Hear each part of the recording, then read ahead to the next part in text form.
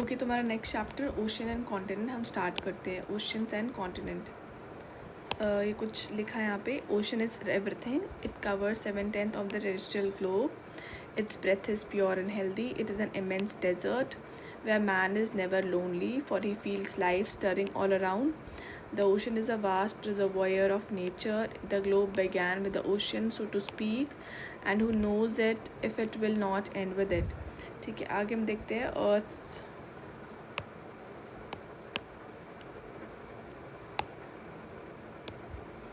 ये अर्थ का पिक्चर लिया गया है, फोटोग्राफ लिए है ल्यूनर रिकॉनाइजेंस ऑर्बिटर ने। ओके, अफ्रीका, इधर ये अफ्रीका है। इंडिया यहाँ पे, India is here, I guess this is India.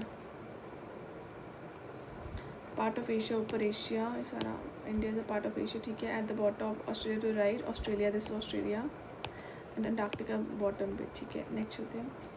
Let us return to our globe and rotate it gently, or look at the picture of the earth seen from the moon.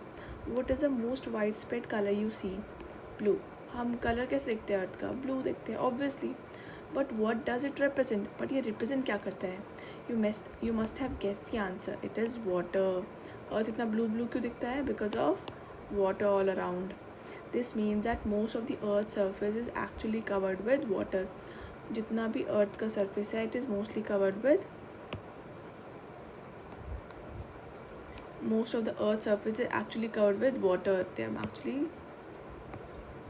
covered with water. ठीक है, almost 3/4 of the surface, in fact मतलब लगभग 3/4 हमारा जो earth है वो earth surface covered with water. ठीक है, ऑलमोस्ट 3/4 ऑफ द सरफेस किससे कवर्ड है? वाटर से, अर्थ का। That is why when seen from outer space earth, इसलिए जब हम आउटर स्पेस से देखते हैं अर्थ को तो अर्थ अपीयर्स मोस्टली ब्लू। तो अर्थ क्या अपीयर करता है? Mostly blue. Indeed early astronauts lovingly call the earth as blue planet. और बहुत से एस्ट्रोनॉट्स क्या कहते हैं? अर्थ को ब्लू प्लैनेट कहते हैं। ठीक है, आगे चलते हैं। The largest water bodies as we see on the globe are called ocean. जो लार्जेस्ट वाटर बॉडीज़ हैं अर्थ पर उनको कहते हैं oceans. But in the picture of the earth you can see at least one other colour brown, this colour is that of land. और जो brown colour है वो किस चीज़ का है? लैंड का, अर्थ पर। Which covers a little over 1/4 of the globe. वो क्या कवर करता है? 1/4 ग्लोब का कवर करता है, 1/4 ग्लोब का कवर करता है। A large body of land is called land mass. और जो एक लार्ज बॉडी है लैंड की उसे कहते हैं land mass. And a large continuous expanse of land is called continent. और कॉन्टिनेंट क्या है? एक लार्ज कंटिन्यूस एक्सपांस है लैंड का, उसे कॉन्टिनेंट कहते हैं। हमने पढ़ा है बचपन में कॉन्टिनेंट कितने हैं। Australia is a continent, Asia is a continent, Europe is a continent, ऐसे हमने पढ़ा है। ओके, आगे चलते हैं। Both oceans and continents play a vital role in shaping the climate of the earth. Oceans भी बहुत ही इंपॉर्टेंट रोल प्ले करते हैं और कॉन्टिनेंट्स भी they play a vital role हमारे अर्थ को शेप करने में, अर्थ के क्लाइमेट को शेप करने में। They affect all aspects of life including all plants and animals. और ये सभी को इफ़ेक्ट करते हैं, प्लांट्स को भी, प्लांट्स एनिमल्स सभी को, और ह्यूमन लाइफ को तो ऑटोमेटिकली करते ही है सच में। We see their impact throughout our history and culture and in daily lifes. और इन सभी का इम्पैक्ट देखते हैं, हिस्ट्री में देखते हैं, कल्चर में देखते हैं और डेली लाइफ्स में। Okay, don't miss out. The emblem of the Indian navy contains a motto सम नो वरुणः। हमारा जो इंडियन नेवी है उसका मोटो क्या है? सम नो वरुणः। इसको प्रोनाउंस करते हैं शम नो वरुणः की तरह। इसका प्रोनाउंसिएशन ये दिया हुआ है, शम नो वरुणः, which means be auspicious to us O Varuna. इसका मतलब होता है ओ वरुण, वरुण मतलब वरुण गॉड, ठीक है। तो वो तो बी ऑस्पिशियस, हमारे लिए ऑस्पिशियस रहो। This is an invocation to Varuna, a Vedic deity. ये वैदिक डीटी वरुण गॉड डीटी है जो कि वो ओशियन से एसोसिएटेड है, sky and water in general. इनका एसोसिएशन किससे है? वरुण गॉड डीटी का ओशियन से, स्काई का और वाटर से। तो यहाँ पे लिखा है शम नो वरुणः, ये हमारे इंडियन नेवी का साइन है। शमनो वरुणा। ठीक है, आगे चलते हैं। The distribution of water and land on earth, as it happens ocean and continents are not distributed equally between northern and southern hemisphere. Oceans और continents जो है they are not distributed equally between northern and southern hemispheres. ठीक है, आगे चलते हैं। North pole दिया है, साउथ पोल दिया है, this is north pole and this is south pole. ठीक है, let us examine the two maps in figure 2.2 here to the blue area consist of ocean. जो ब्लू एरिया क्या है, ocean ही है ये सारा। ये blue area, this blue area is oceans. This blue area contains consist of oceans along with the small extension which have various names. See ये क्या है, ओशन की स्मॉलर एक्सटेंशंस, जैसे कि सी, बे, गल्फ, हम इसके बारे में पढ़ेंगे और आगे। ठीक है, ओके तो ओशियंस की और ये स्मॉल उसके एक्सटेंशंस है, sea, bay, gulf. Okay, next definition for these terms ये ग्लॉसरी में दी हुई है, आगे देख लेंगे आगे चल के। ठीक है, ओके आगे चलते हैं। These are coral reef, ocean life, star fish on a sea anemone. ये स्टार फिश है सी एनिमोन के ऊपर। शार्क है ये स्पर्म वेल्स है, मदर एंड बेबी। ये डॉल्फिन्स है। ये shallow coral reef with colourful tropical fish. ये कोरल रीफ है और यहाँ पे ये फिशेज है, ट्रॉपिकल फिशेज है।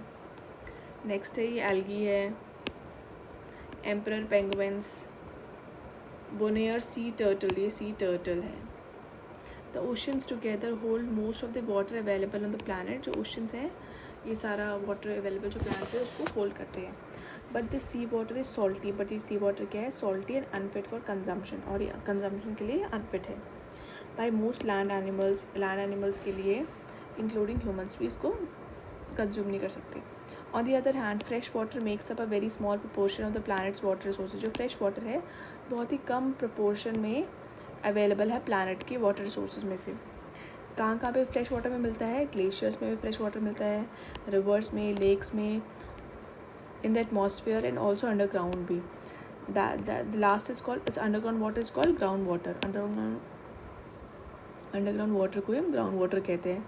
तो हमें फ्रेश वाटर कहाँ से मिलता है, ग्लेशियर से, रिवर से, लेक से, इन द एटमॉस्फेयर और अंडरग्राउंड जो कि ग्राउंड वाटर है। नेक्स्ट है ओशियंस। ओशन मरीन क्या होता है, मरीन मतलब क्या होता है, रिलेटेड टू और found in the ocean and seas. Marine क्या है, मरीन इज रिलेटेड टू जो रिलेटेड है या मिलते हैं ओशंस और सीज़ में, उसे मरीन, हम मरीन एनिमल्स कहते हैं ना, जो ओशन में मिलते हैं या सीज़ में मिलते हैं। फ्लोरा क्या होता है, the plant life of a particular region और a period of time. Flora related to plants, the plant life of a particular region or period of time. Fauna is related to animal life of a particular region or period of time उसे fauna कहते हैं। Next topic है ocean. On the world map in figure 2.3 on page 32 we can observe 5 ocean को हम आगे देखेंगे। Pacific ocean, figure 2.3 आगे आएगा फिगर, हम आगे देख लेंगे। यहाँ पे नाम पढ़ लेते हैं। Pacific ocean, Atlantic ocean, Indian ocean, Arctic ocean, southern या फिर Antarctic ocean. Although we have listed 5 oceans, it is clear from the map that they are not really separate. ये really separate नहीं हैं। The lines that divide them on the map are no more than conventions. The natural world does not follow such boundaries. Seawater, for example, constantly flows across different oceans, sustaining a rich diversity of marine life. Many plant and animal species can be found across multiple oceans. बहुत सारी plant और animal species को हम देखते हैं oceans में। The marine flora includes, क्या include करता है, टाइनी प्लांट्स। मरीन फ्लोरा में क्या होता है, टाइनी प्लांट जैसे कि एल्गी और all kinds of seaweeds. Marine fauna consist of animal से रिलेटेड, हमने पढ़ा था यहाँ पे एनिमल से related fauna, thousand of species of colourful fish, dolphins, whales, countless mysterious deep sea creatures. Each part of the ocean from the sunlight surface to the dark depths has its own diverse life forms. ठीक है, आगे हम देखते हैं यहाँ पे Arctic ocean यहाँ पे है, ये अटलांटिक ओशन है, ये पैसिफिक ओशन है, ये सदर्न जिसे अंटार्कटिक ओशन भी कहते हैं, ये इंडियन ओशन है, ये पैसिफिक ओशन है। ये हमने कॉन्टिनेंट्स देख रहे हैं, north America, south America, Africa, Eurasia. Eurasia is Europe plus Asia.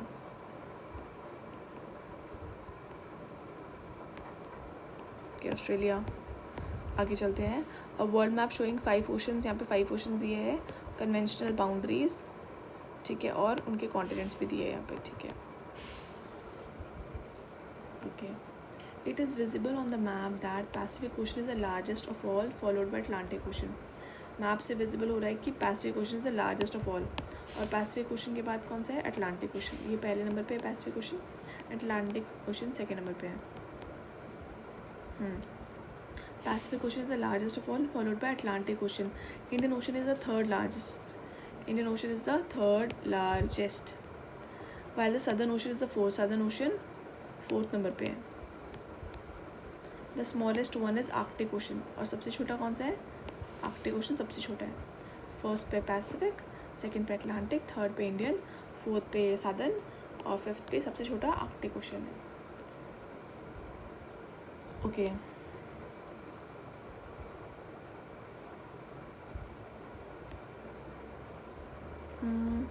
As the map of oceans makes clear, the main limits of the Indian Ocean are Asia to the north and Africa to the west and Australia to the east. East में Australia है और Southern Ocean south में है.